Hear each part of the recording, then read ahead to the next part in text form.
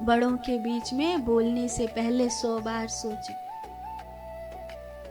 तू जा क्या अपने दादा ते, जब देखो तेरे चाचा का पक्ष निभाते रहते हैं।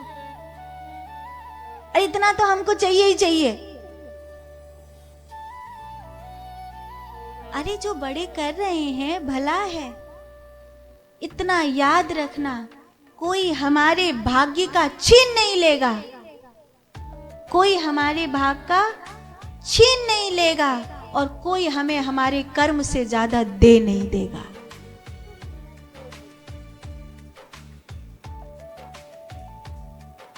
जो है जैसा है जितना है किसी का दोष नहीं है।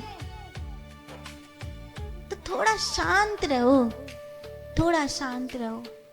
लक्ष्मण जी चुप हो गए। राम जी ने सोचा क्या कहूं, सीता कहूं तो दोष ये मेरी माँ है, माँ कहूं तो दोष क्योंकि सीता जी का रूप लिया है।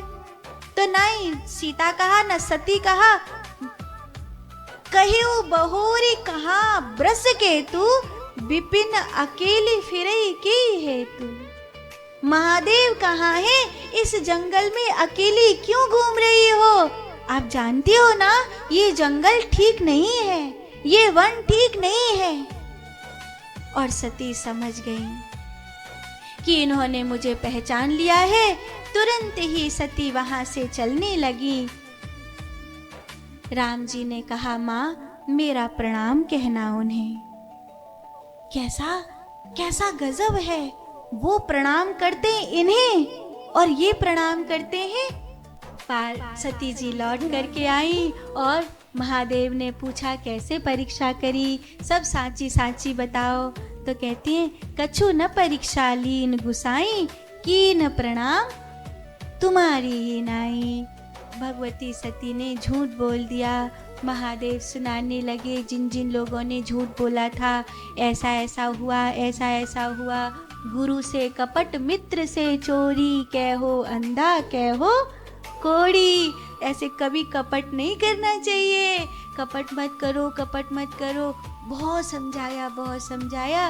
भगवती सती महादेव से वियोग नहीं चाहती, और अगर महादेव को पता चल गया कि मैंने सीता का रूप लिया था तो वो मुझे कभी क्षमा नहीं करेंगे। इसीलिए उन्होंने इस बात को छुपाया।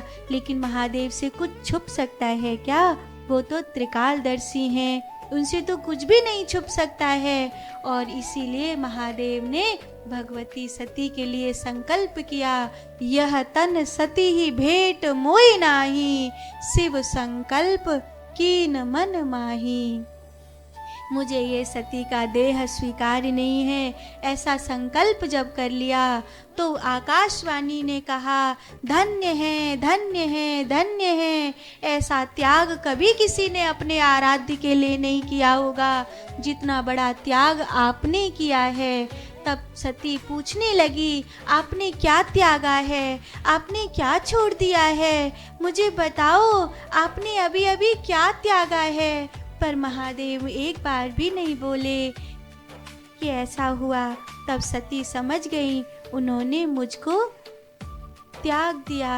तब तो भगवती सती के जीने का भाव ही समाप्त हो गया। इधर महादेव कैलाश पर आते ही लागी समाधि अखंड अपारा, समाधि में बैठ गए और भगवती सती अकेली भर गई ग्लानि से और अपने देह को छोड़ने के लिए राम जी से प्रार्थना करने लगी। शिव